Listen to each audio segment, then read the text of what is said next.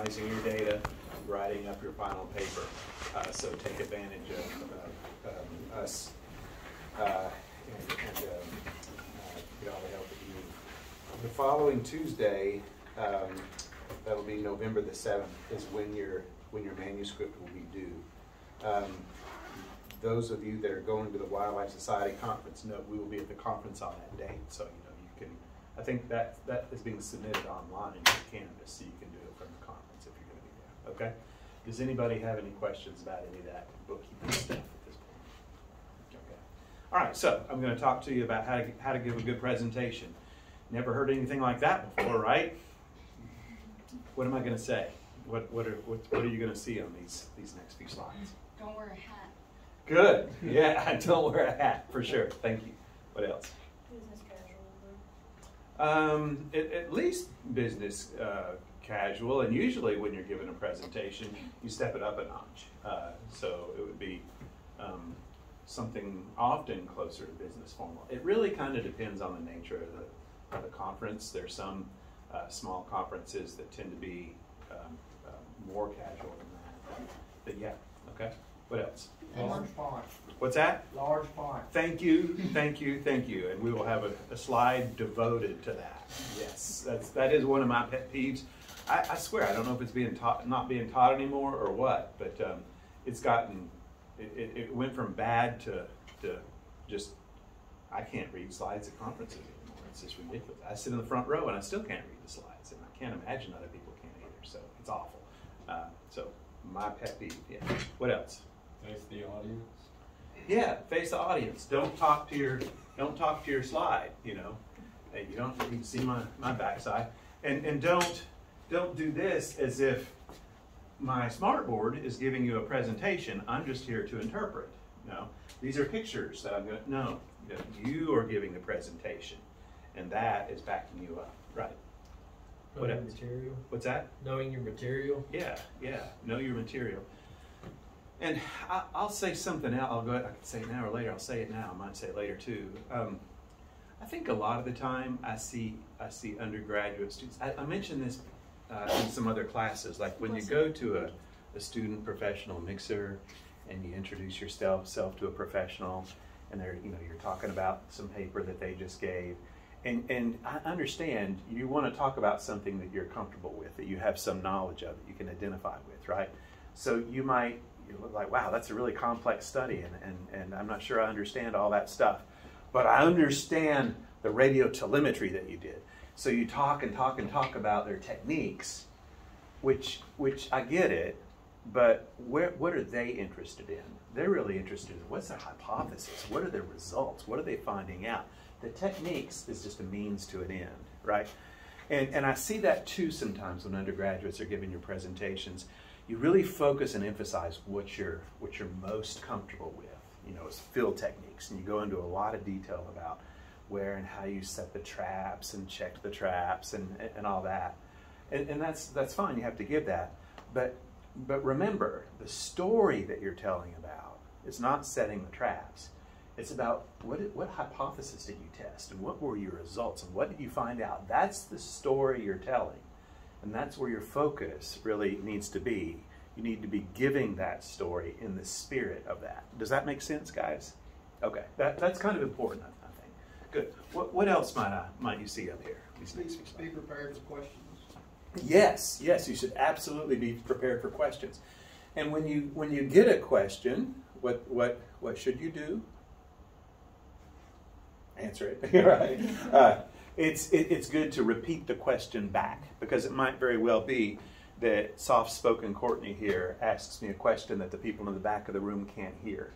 So I'll repeat the question back for the whole room, and that's also to be sure that I understood your question correctly, and then I'll do the best job that I can of answering the question. And if I don't know the answer, I just BS it, right? Don't do that. Okay. What else? You like this? This kind of goes with looking at the screen and knowing your material, but don't read directly off the PowerPoint. Right. And also summarize your points. Yeah, don't just read off of the PowerPoint. And what can you do to your PowerPoint to ensure that you don't read off of it? Don't put a whole bunch of words. Don't put a whole bunch of words on it. Right. Yeah, don't make it wordy at all. Good. What else? Enunciate, speak clearly, loudly. Speak clearly, loudly, enunciate. Try not to have too many ums in there. Good. Stand still. You know, don't. I would say don't stand and don't move in such a way that you're distracting. Don't be all herky jerky or whatever. But I think it's okay if you're a little bit dynamic. Now it depends on the circumstances. It might be if they have a camera on you that you're driving the camera person crazy, so standing still for them might make sense. But it's not necessarily a bad thing if you're moving around a little bit. Very often you're going to be at a podium that has a microphone, and that ties you to that podium. So fair enough. But yeah, don't move in such a way that's distracting. Good. Yeah. What else? Does that kind of go like with talking with your hands? Because I know I talk with my hands a lot. I'm going to let Dr. Grubaugh weigh in after I give my answer because I think this is subjective. Not everybody agrees. I think that it's okay to talk with your hands some. That keeps you from being too wooden, too robotic. But you can go overboard. You can, be just crazy with your hands. So, it kind of can help to practice in front of people who know you, friends and roommates, a family, and get their input on whether you're using too much hand motion, whether that's distracting. I agree. It shouldn't be wooden. Right. Right. Yeah. And I'd like to repeat what was already said again because someone's going to do it. It's my pet peeve. The slide reading. Do not read the slides. Oh yeah. We'll get you do not read the slides because if you start reading the slides, I'll start reading them with you out loud. I might join in too. Yeah. Okay. Good. What else are we likely to say? We learned this with Dr. Smart, but try your best to learn your material better rather than just trying to memorize your PowerPoint or your presentation word for word. Absolutely. Because it gets really easy to just blank out and not know at all what to say. You forget the word you're going to use and you freeze. But if you know the basic message and you come up with the words each time, then it's harder to mess up. And then if you have a little cue card with the main points on it, you're not reading the points. There's a word or two that cues you. Okay, this is what I'm going to talk about now. Okay, that's what I'm going to talk about now. Yeah. Others? Maybe color combinations with background and the words you put. That for instance. You don't know what you've got in a few points or whatever. It's not really bright or yeah, keeping it generally keeping it simple. The more different colors you have, the more different types of fonts, the busier you have, the harder it is to kind of keep up. There's different people. There's different views on that. I have gone from slides 25 years ago that I tend to be a lot busier than today. My slides tend to be a lot simpler than they used to be. But not everybody agrees. You'll see a lot of slides that have a lot more complexity to them. It just depends. What's the real general rule of thumb for rate of slides? it's not per minute. About a slide a minute is a real general rule of thumb. It might be more, might be less, but if you're giving a 15-minute talk and you have 45 slides, that's not going to work. If you're giving a 15-minute talk and you have one slide, it better have some complexity to it. Right? Yeah. Others? Okay, good. I don't have to give my talk after all. No. Okay.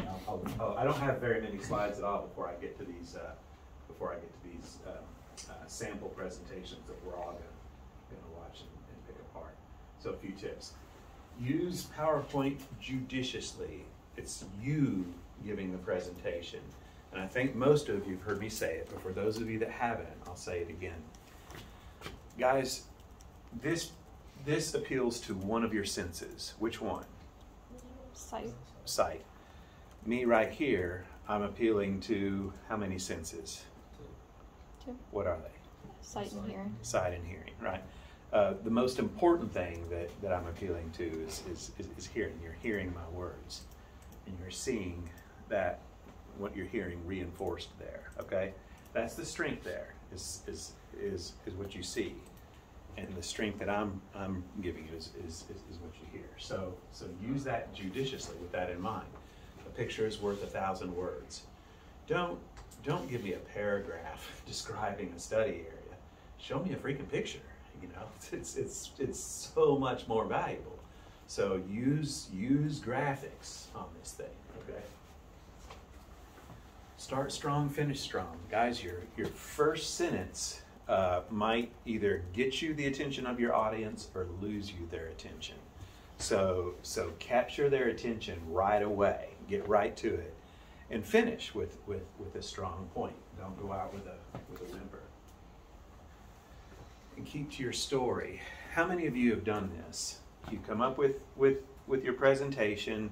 It falls perfectly within the time limit. You practice, and you get so comfortable with it. You feel ultra confident. And you get in there to give your presentation, and you're like, I'm so confident, I can even go off script and say a little bit extra. And you say a little bit extra, and before you know it, your presentation that was supposed to be 10 minutes long is 25 minutes long, is too long. Has anybody done something like that before? I've seen a few nods. Yeah. So keep to your story. Keep to your story. Tell your story. A great talk with mediocre figures isn't great. Those figures that show your results, that graphically show, that visualize your results, that's really the most important part of what you're presenting. They're helping you visualize what you found out. Practice. Be sure you're in your time. Don't read. Use your notes very carefully. Don't have, if you're having trouble fitting your 15-minute talk onto a 3x5 note card, you got too many notes. Okay.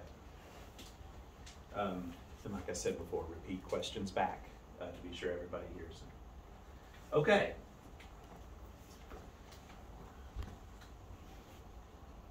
What does sans mean? It's Latin for without. What is serif? You know, the little feet and tails and stuff like that. So sans serif fonts like Calibri or Courier or Arial, some people consider those cleaner fonts easier to read. Other people suggest that actually there's some research that shows that serif fonts like Times New Roman actually can be easier to read. I don't know.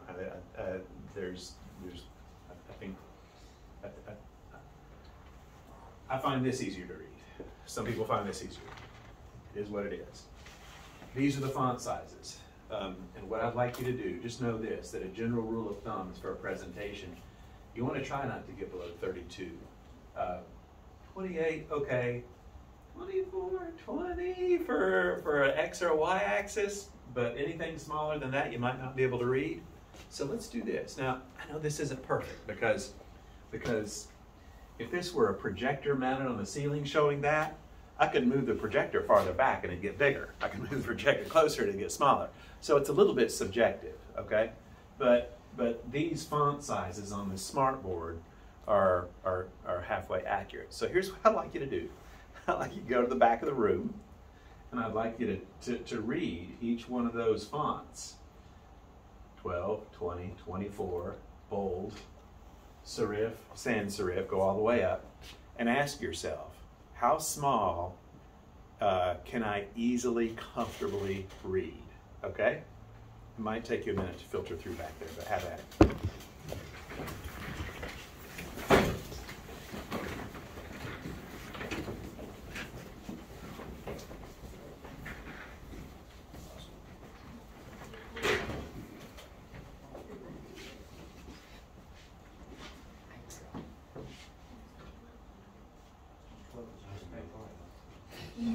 How low can you easily go? 20. 40. Any students that can't go easily down to 20? I can't with the Times New Roman. Okay. Amber, what can you get to? 28. Bill? Bare minimum. 28 bare minimum. Lillian, what can you get to? Like 24 on the Times New Roman. 24. Okay. But easier on the. Yeah, easier on the calendar font with sans serif. Okay. All right. Good? All right, come on up, the rest of you, take a look.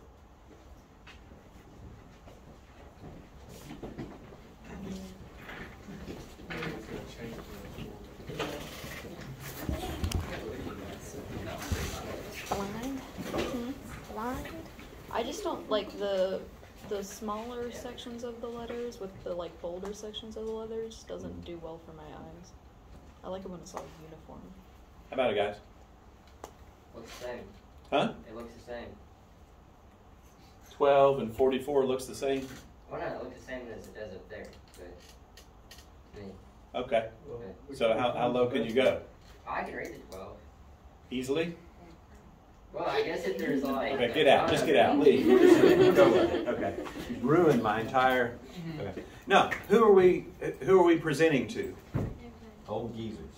Fabulous answer. I was going to say the person with the worst eyesight in the room, but that would be the old geezers and Amber. Right, exactly. Yeah, exactly. So, did you say 28 for you? 28. Okay. Okay, good. Is that helpful, guys? Is the bold better? Does the bold help? Yes. Okay, good. Remember that. Okay, let's watch a couple of presentations. And what I'd like you to do is get out pencil and paper if you don't have it out.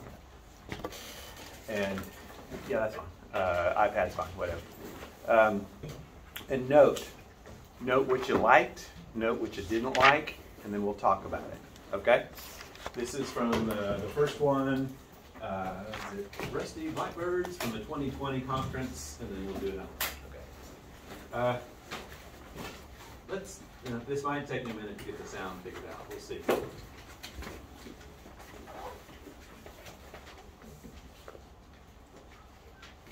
Well, no. We have faith in Dr. Keller. Hi, I'm Cindy Stacer, and I'm here to talk to you Okay. today about the rusty blackbird population and its habitat in Nova Scotia. First, I will review the status of the rusty blackbird population in Nova Scotia, and then I'm going to talk to you about Okay. Is that okay? projects I've worked on with my students to address the following questions. First, are past sites occupied by this species still occupied, and can we explain why certain sites are still occupied? What characterizes the rusty blackbird habitat at the site level? And what habitat features are these birds selecting at larger scales? And before I move on, I'll just tell you that this is a picture of a rusty blackbird home range in Cape Breton. It was nesting in these trees here, and it used this entire wetland. And you can see that there's been a huge amount of harvesting in the landscape around it. So the rusty blackbird is listed as endangered in Nova Scotia under the Nova Scotia Endangered Species Act. Under the federal protection, it's listed as special concern by the Species at Risk Act and by COSUMIC.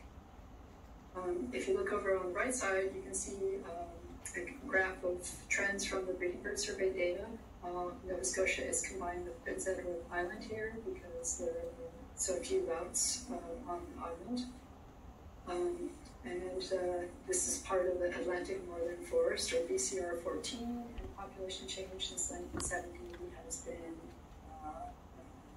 negative 95%. But the species is not well sampled by the breeding bird survey and has become less and less well sampled, obviously, since it has been declining so much. So I looked at the breeding bird survey data for Nova Scotia and PEI since 1997, and the number of routes run in Nova Scotia per year averaged 22.6, and in PEI only 3. And I looked at the number of routes that had detections of rusty blackbirds on them, and it sort of broke down into two groups of years.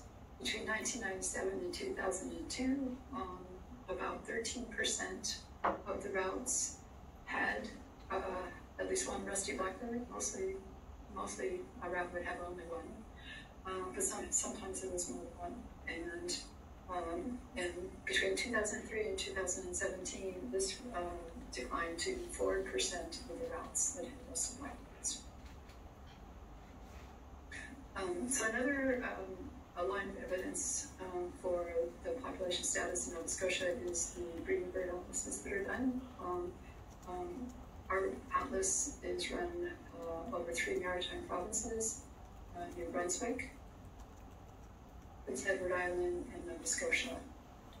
The first was in 1986 to 1990, and the second in 2006 to 2010. The colored dots are places where rusty blackbirds were found. The darker the color, the more we're certain the breeding evidence.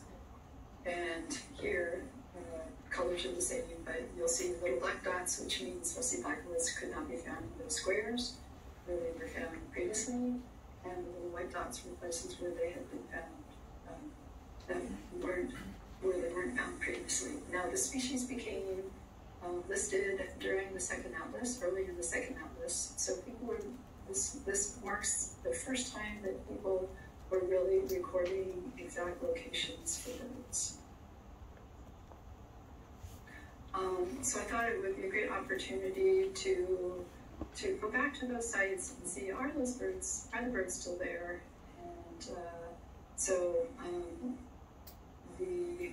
between 2013 and 2019, we visited as many of the sites as we could. We used track to increase the likelihood of detection. We enlisted a couple of volunteers to cover the province, and altogether we surveyed 56% of the 93 sites. And so the question we wanted to ask is, what is the persistence rate, and can it be explained? So persistence was the percent of sites still occupied. So we found rusty blackbirds at 38% of the previously occupied sites that we were able to visit. We did notice some regional differences with higher persistence in southwest Nova Scotia. So that's everything here, basically west of this blue line. 52% versus 29% for the rest of the province. I need to do more work on this to see whether this is a true effect or whether there may be some biases in the data, because we did spend more time in southwest Nova Scotia.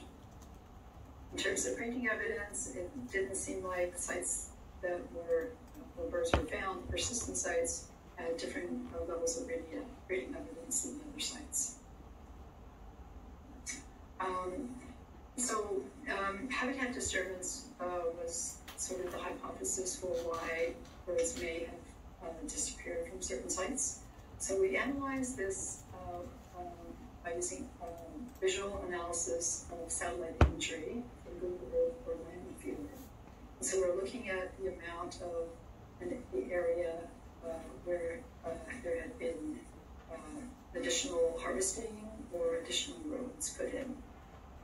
We selected images closest in time to survey dates, basically the breeding bird atlas date, and then our resurvey date.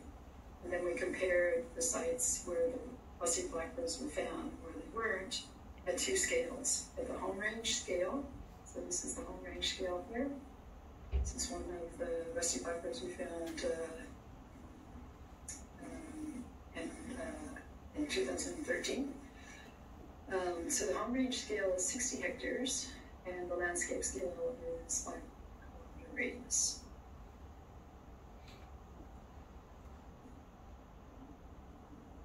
So did persistent sites have less habitat disturbance?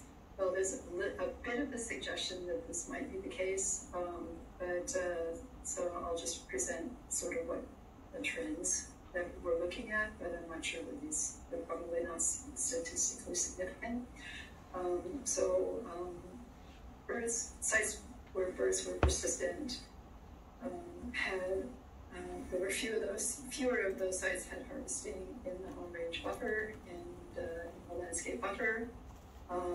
They had somewhat less of the home range buffer harvested, and the distance to the nearest new road in home range and the distance to the nearest new harvest in the landscape buffer was farther than persistent sites. But I think we have a lot more work to do on this, and we haven't analyzed the GIS data. However, the GIS data are all from the same time period, but we'll be able to at least compare those in more detail. So now I'm going to look at the site habitat at the site level. So these are examples of some of the breeding sites in Nova Scotia. Picture on the left here, there's a nest site in this Black Spruce here, and this was on the very edge of this rather large bog. These are two sites around where birds were nesting somewhere in the vicinity of these two beaver ponds, and this is that clump of trees where the birds were nesting in that picture that I showed you on the second slide in Cape Breton. What characterizes rusty blackbird habitat at the site level? To answer this question, we measured forest structure and composition along 50-meter transect at 73 sites. Most of these were in coastal wetlands. There were also included sites where Canada warblers and hollow-sided flycatchers were. Measured a number of variables. 13 of the sites had rusty blackbirds, and these spanned a wide range of forest stand types and wetland types, but most were wet coniferous or wet mixed with vegetation types. In terms of forest or wetland type, they were coniferous treated swamps and mixed with shrubs, tall shrub swamps. Only a few of these sites were known nest sites, but they were sites where we found the birds. So we found that the sites with rusty blackbirds had significantly more exposed shallow water, less low shrub cover, that's below 2 meters. There was less conifer cover in the low shrub layer, and there were shorter conifers in the low shrub. What about at larger scales? What habitat features are rusty blackbirds selected? To answer this question, we used 3 sets of data. We had the presence sites from field surveys. We had 40 sites. Absent sites from field surveys. I'll tell you right now that we found no difference between those two. And then we also had, we set a 1 square kilometer fishnet grid across the province, which gave us over 62,000 points. And this is just an example of one site, and so this is this 60 hectare buffer, which approximates the size of home range that we observed in Nova Scotia. And then we compared data from the GIS layers for the fishnet grid to the present sites. And this is just a list of all the variables we compared. We used wetness information, water information, stream length, portion of the area covered by water bodies, road length we used as a measure of human disturbance, and lots of information from the forest inventory data, including all of the different tree species. So what did we find?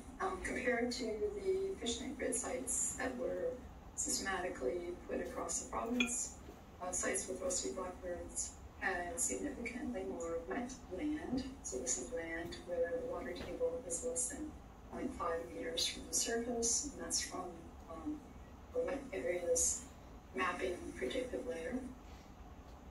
More streams, but not more lakes. More roads.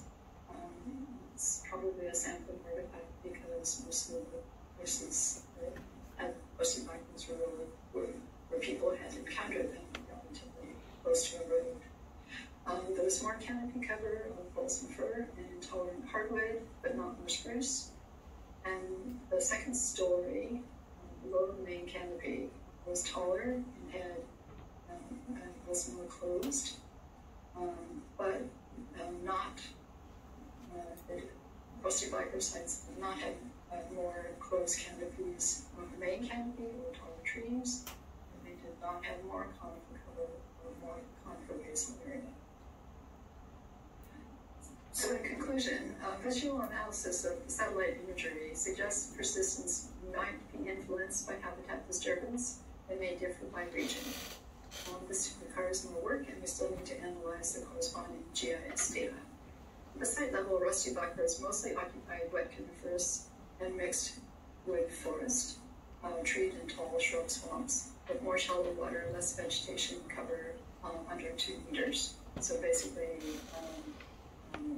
much more open than the other 2 species we were looking at.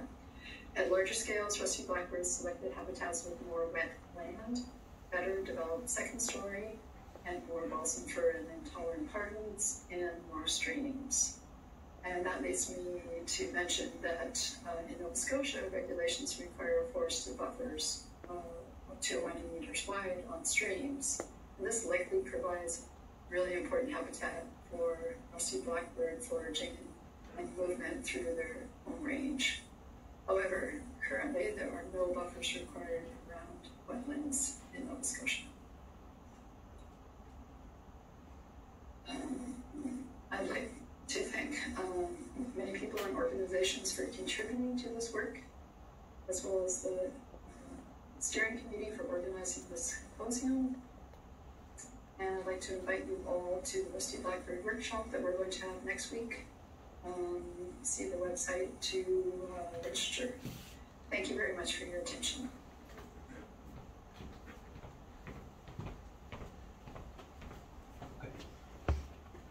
I'll provide some commentary in a minute, but let's hear some perspectives. What do you think? Good, bad? I thought it was bad. Okay. In what way? Can we tell you all the way? You should start with one. She said too much, and she didn't smile, and she needs to speak better and clearer. Okay. Clearer? Okay. All right. All right. I thought that was just me because I was in the back, but I couldn't understand a lot of it. Oh, really? Yeah, it was very, she mumbled a lot. Yeah. Yeah. Okay. Okay. There were times where, for even me, I couldn't understand what she was saying. Okay. Like, she'd go soft and then get loud. Like, when she started her slides, she would start talking loud, and then she'll kind of like drift down. She kind of spoke fast and didn't enunciate either. Like, a lot of her words just blended together, very quiet. So needs to speak more clearly. Got it. What else? Ton of words, What's that? tons of words. Yeah, wordy slides. Slides were wordy And small. and small. Okay. You had Okay. slides that were very small and wordy, which didn't make much sense to begin with because she wouldn't stay on the slide long enough for you to even read all of that and absorb all of that. Okay. All right. So This was an online concept. I imagine. I was going to make that commentary. Yeah, I'll go ahead and say this was fall of 2020, which was in the middle of COVID, right? People watching this presentation were at their computers where they could crank up the volume, so it probably wasn't as much of an issue for them as it was for you here, and the screen was right in front of them. But do keep in mind that when you're creating a PowerPoint presentation, you've got your monitor right here in front of you, right? And the font can be 12-point font, and you can read it just fine right here. But you've just got to remember that somebody in the back of the room won't. So she didn't have to make her fonts bigger because her audience is going to be sitting right at their monitor, but you will have to. Okay, I'll make another comment or two in a minute. But what else? Good, bad, anything, Jeff? The slides were very busy. Like you had charts, tables, words, and there was no way to go through and process all of it. There was a lot of information on the slides, and if you're sitting at the desk so you can read all, because in order to fit all that in, her fonts had to be pretty small, right? And if you're sitting at a desk where you could read all that, okay, but it was still a lot to assimilate. I feel like she could have like broken it up into multiple slides. Do you think that there's advantages and disadvantages to putting more things like, for example, multiple charts or a chart and a table and maybe a little small bulleted list all on a slide together? What could be an advantage of having more information on a slide altogether rather than having that chart and then the next slide the table and the next slide the bulleted list or whatever? I guess if you're trying to keep it to specific topics about specific studies, individual studies that you did. So if it made sense for the viewers to be able to see all these little pieces of information relationally together, they could. The disadvantage is there's a lot to assimilate there and a lot to fit in and to make. Yeah, because she seemed like she had a lot of kind of different individual studies and like it wasn't all like on the same like train of study. That's a point I was going to get to. Is there wasn't just one hypothesis that this was one single thing to test. She said they were looking at a few different things, right? And I'll come back to that. Yeah. What was this presentation about? Who can answer that question? What was the presentation about? Rusty blackbirds. Okay. That's about all I got. Right. Can you go any more than that? Population and habitat in Nova Scotia. Nova Scotia. Yeah. So we were looking at. Come on, guys. The main point of the story. You gotta be working to try to pick out what's the story about, right? And the story was about a couple of things. This work was building on past work that had looked at population density and what type of habitats they were using in the past. And so they followed it up with some more work looking at has population density changed from past studies and what kind of habitat are they using now. So I think that was the main focus there. Was there any inferential statistics here? By that I mean, were there any tests, those tests that you guys have been learning the last few weeks? Was there a t-test? Was there a t-test? ANOVA? Correlation regression? Was there a chi-square?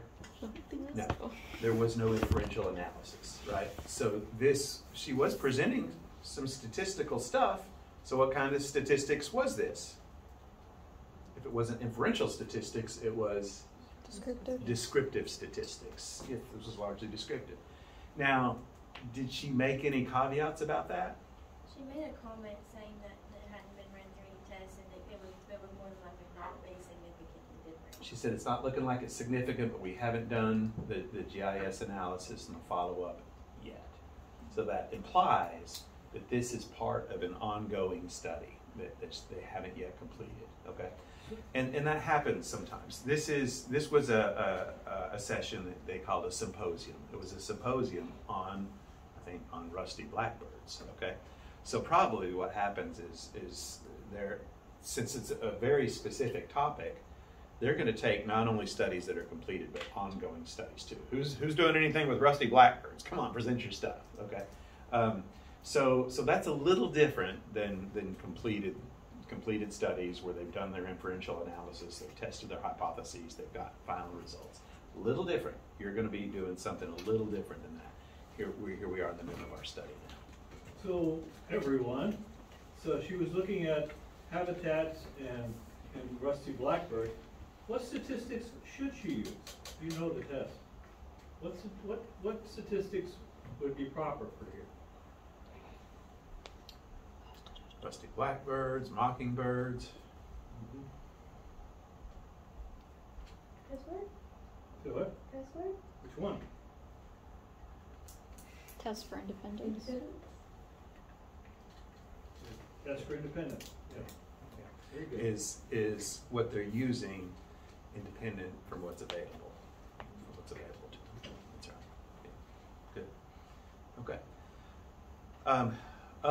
Other comments on this? I had a few issues with some of her figures and tables. She did a good job explaining a lot of imagery, like especially that first initial, like her explaining the range of that one blackbird around the wetland.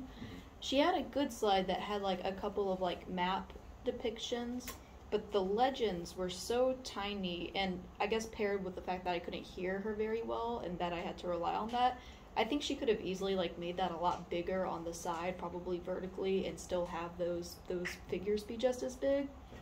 And then on another table of hers, I don't know if this is necessarily wrong to do, but she had different units of measurements. So she had percentages, and then she had like measurements of distance, but all in the same column.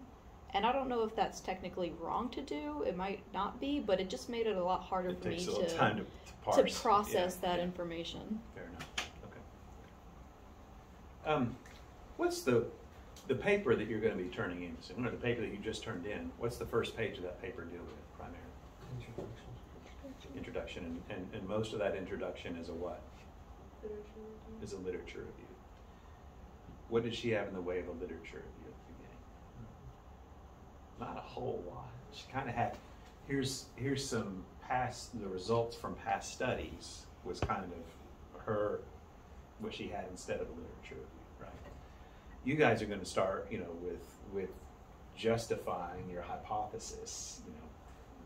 Here's some things about this situation, this species, this habitat, whatever, and somebody found this and somebody found this, and that, you know, begs the question, this. So that's, you know, I decided to do a study to test that hypothesis and hypothesize that this is good. So you're going to be bringing together, you know, explaining how the literature justifies your study.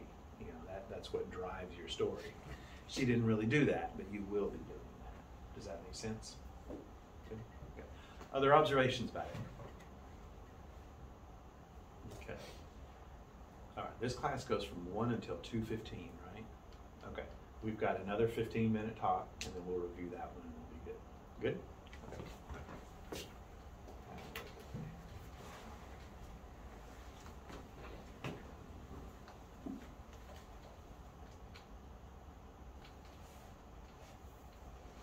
What? I don't even know what that is, man. Okay. Sure. Okay. Hello, my name is Andrew Piddle. I'm a current graduate student at the University of Wisconsin State, and I'm excited to be here today to present my thesis research titled Mortality Dynamics of Wood Ducks Breeding in the Upper Mississippi River Great Lakes region, hereafter the UMR GLR. Wood ducks are considered a small to medium-sized duck species, and wood ducks comprise of greater than 10% of annual waterfowl harvest in the U.S. The Atlantic and Mississippi flyways, it is second only to mallard in number of birds harvested. And harvest varies regionally and increased throughout the U.S. from 1960 to the late 1980s. Relative to harvest, wood ducks are sexually dimorphic in that males are harvested at higher rates than females, and juveniles are harvested at higher rates than adults. Our research goal is to improve our understanding of wood duck population ecology and conservation in the UMR GLR. And the justification for research is that we know that wood ducks are identified as one of 4 focal species that breed in the UMR GLR, where greater than 60% of wood duck harvest often originates from within state breeding production. But information about harvest dynamics of wood ducks in the region is limited. And it's also unclear how mortality dynamics influence wood duck abundance. And research has been inconclusive about how harvest affects the survival process of wood ducks. Our first objective for this project, we used seasonal capture marker encounter data to estimate annual demographic rates across multiple spatial scales by age and sex class. And 2, we examined environmental and anthropogenic factors affecting the wood duck mortality process. Here are Lincoln estimates of abundance for wood ducks in the UMR GLR that I developed to use as a covariate in the mortality analysis that I'm going to talk about in a minute. The x-axis represents the number of years in this analysis, and the y-axis represents the number of wood ducks in the UMR GLR. The Lincoln index is used to estimate the size of an animal population. In this case, wood ducks. We chose to use this method over the traditional waterfowl breeding pair and habitat survey because wood ducks inhabit forested wetlands, resulting in visual obstruction from the air. The Lincoln Abundance Index uses 2 pieces of data to calculate these indices. The first is total harvest of wood ducks by year, region, sex, and age, which is managed by the U.S. Fish and Wildlife Service Parks and Collection Survey. And 2, harvest rates of wood ducks by year, region, sex, and age from our model output. If we know total harvest and harvest rates, we can divide total harvest by harvest rates to get an index of abundance. To meet objective 1 and 2, we use the Brownian recovery parameterization in a Bayesian framework to get harvest mortality rates and non-hunting mortality rates.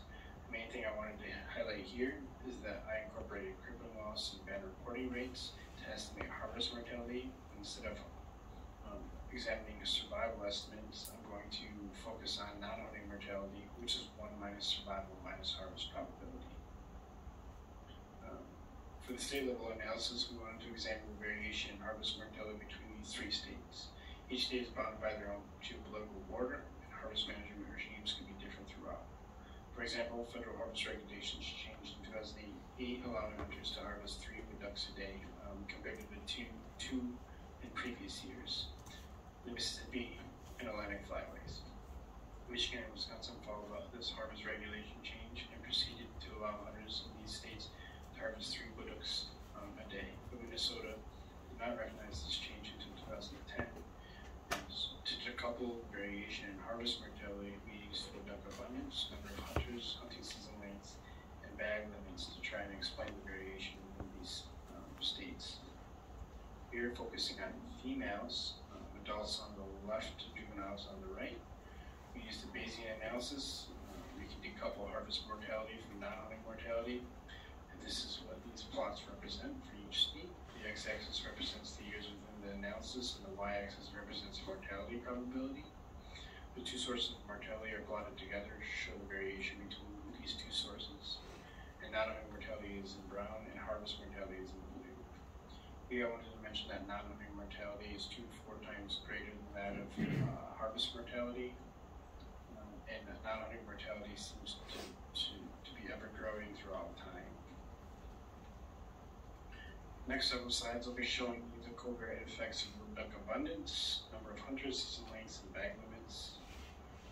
What I'm showing you in these violin plots are the posterior distributions of the beta coefficients of abundance and harvest probability. The x-axis is the estimate of the beta coefficient. The y-axis represents the 3 states: Minnesota on the bottom in orange, Wisconsin in the middle in green, and Michigan on top at brown.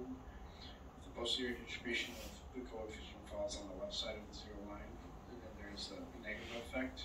And if it falls on the right side of the 0 line, then there's a positive effect. If the coefficient overlaps 0, there's no effect. And as you can see, for adult females, abundance has a negative effect on harvest probability. I'll discuss this in more detail coming up. Now let's focus on number of hunters and their effect on harvest probability. So as you can see, harvest probability for adult female wood ducks in Wisconsin and Minnesota show a strong positive effect on harvest probability when number of hunters increases. There's a compelling trend for all 3 states. Michigan, although overlapping 0, we are confident that there is a slight positive effect on harvest probability.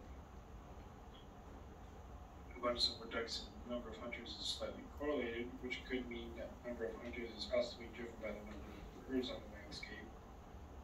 Although we feel that this is still a significant effect on harvest probability. I'll get into this a little later.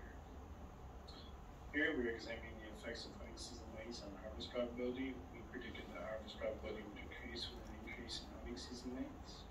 We found that season lengths had no effect on harvest probability. And some of the data exploration I did, I found that direct recoveries within the state measured less than 50% of the recoveries of these wood ducks. This leads us to think that season lengths may not be driving harvest probability up all that much, because most of the birds are being harvested outside the state. Here we're examining the effects of bag limits on harvest probability. We predicted that harvest probability of adult female wood ducks would increase when we would increase bag limits. You see that Minnesota has a positive effect on bag limits on harvest probability. The other 2 states have no effect. The issue here is that season lengths and bag limits are correlated.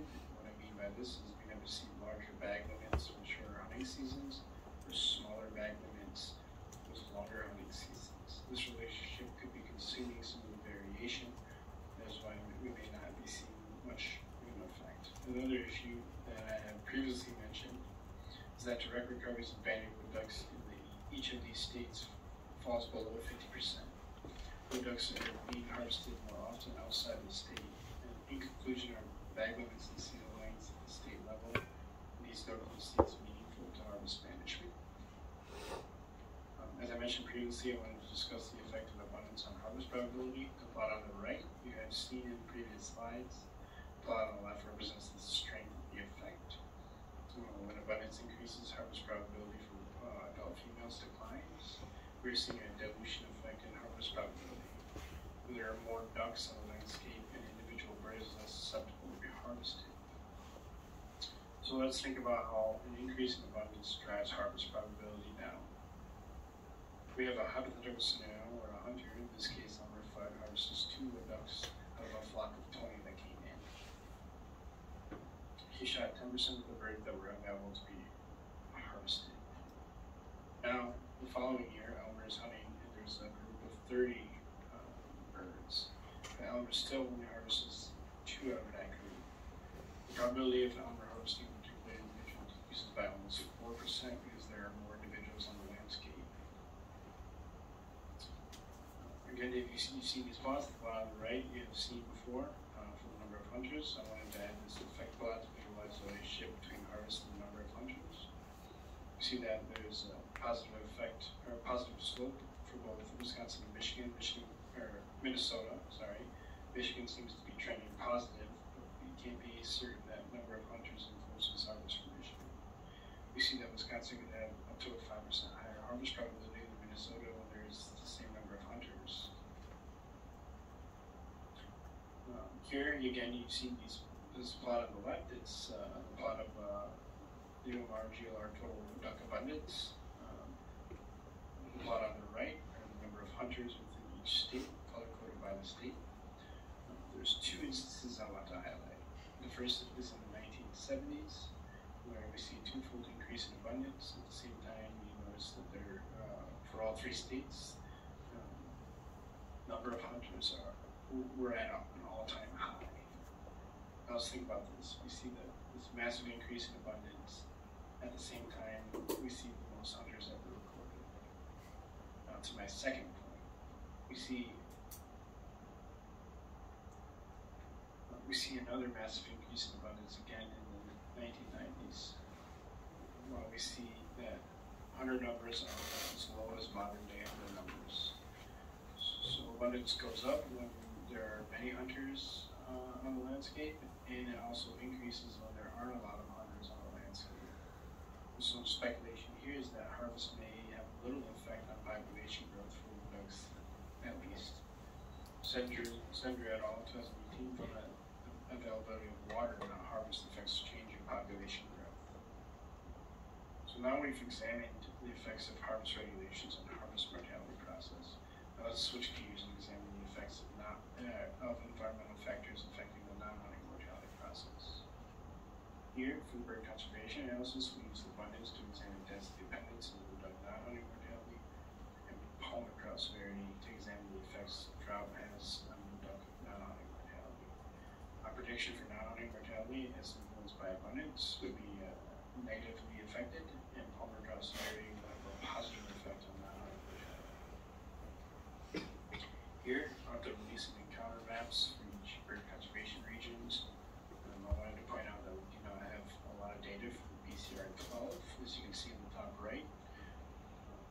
There's only been 22,000 releases and only 2,600 recoveries. Most of these recoveries seem to happen outside that BCR. Here we're looking at the beta coefficient plots and the posterior distribution of the model output.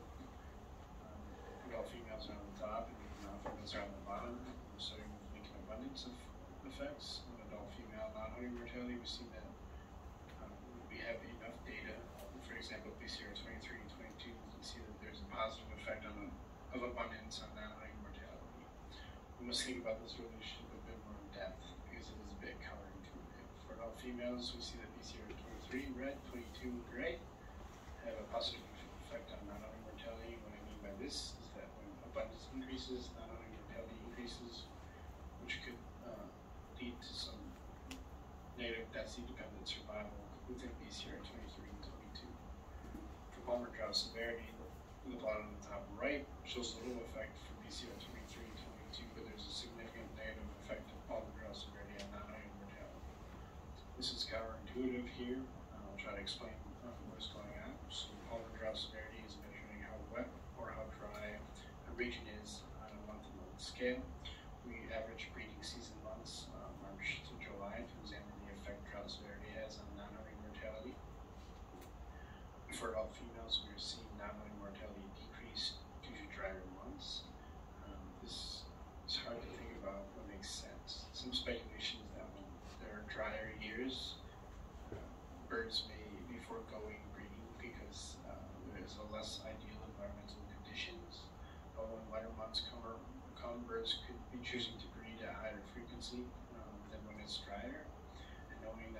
is a major source of non-hunting mortality. We would see that during winter months, or winter years, sorry.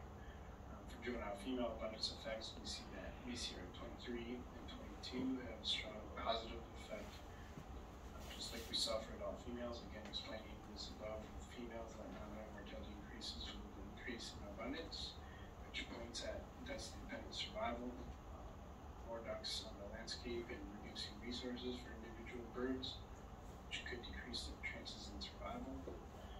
Again, for juvenile females, drought severity has a negative effect on non-hunting mortality.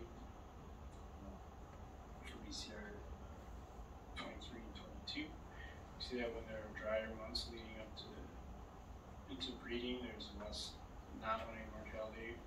But when there are wetter years, birds are choosing to breed at higher frequencies, making them more susceptible to die from natural causes. And my take-home message is non-hunting mortality is 2 to 4 times greater than harvest mortality. And when waterfowl managers can't solicit a population level response via harvest management, and other mechanisms should be examined. And this analysis can be helpful to waterfowl managers in the future. And finally, I'd like to thank all my funding sources and all the supporting agencies that helped me obtain and collect the data for this analysis. I'd like to thank some of my additional support, such as the Sedgwick Waterfowl Lab and the technicians that endured physical labor collecting all this data. And with that, I will leave this opportunity for questions. Again, my office hour is November 4th from 3 to 4 p.m. Thanks. Okay. Feedback. Yeah, I'm sorry I couldn't get that volume up. Yeah, but even if I had a little bit of a, he kind of had an understated style, kind of spoke a little bit of a mumble. Okay. Was he speaking fast? Why do you think he was speaking fast? He had a lot of information to get out in the time limit. So that's something to think about. Is you give your talk, you got it ready, and you practice it, and you go a couple minutes long. Do you talk faster? Do you speed up and try to fit all that information in, or do you get rid of information? There's advantages to both. You might have a lot of really good information. It might be worth not speaking super fast, speaking fast enough to get it all out. On the other hand, if that's so much of a distraction that the audience doesn't get it, you might decide, okay, what am I presenting that's maybe not as critical that I can get rid of? But that's something that you should think about, right? What else? I think presentation and visual wise, it was pretty decent for like an online presentation. For an in-person presentation, definitely could have had a lot of moving stuff around, making graphs a lot bigger. There were quite a few figures that were really impactful, but were so like he had 6 figures squeezed into one single slide at one point. That definitely could have been worked a little bit better. Yeah, trying to, and sometimes it's, you might need to have multiple visuals on a slide, but it's always a sacrifice. The more you have, you can compare them to each other more easily, but there comes a point where it could be too much to process in the amount of time you have, or too small to see. Okay, what else? I did like the fact when he was talking about like the Lincoln Index, the number of hunter receives and links, as he was going from one chart to the next, he faded out that last one and brought out the next one. Yeah. So you drew your attention to what he was talking about. Right. He referred to some things, as did the Rusty Blackbird speaker.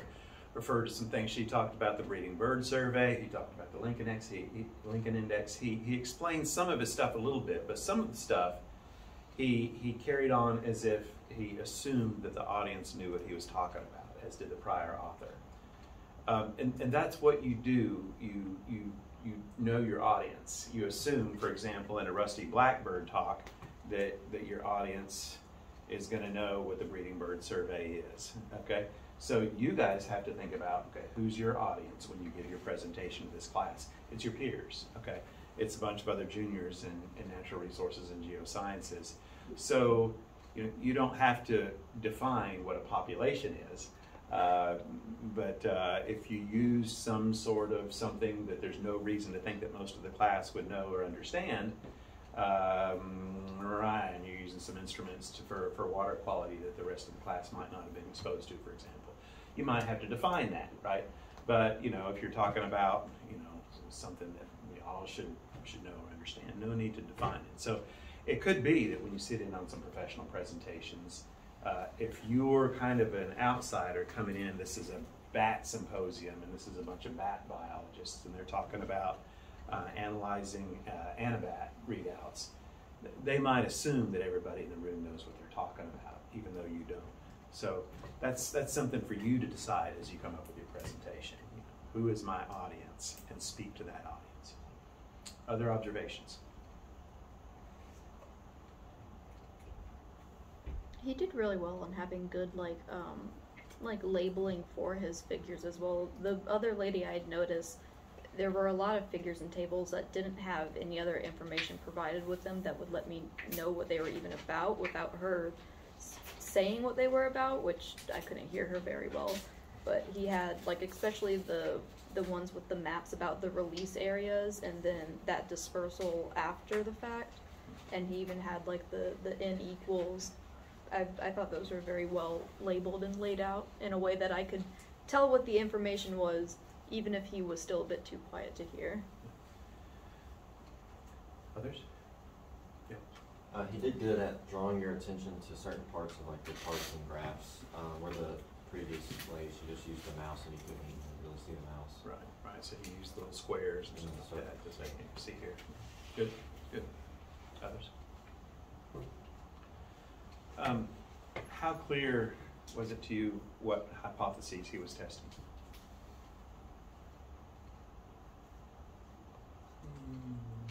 Right. So where was that p-value, right? He was looking at a lot of things. He was probably doing a lot of statistical tests on a lot of different things, and so he was showing you more trend information.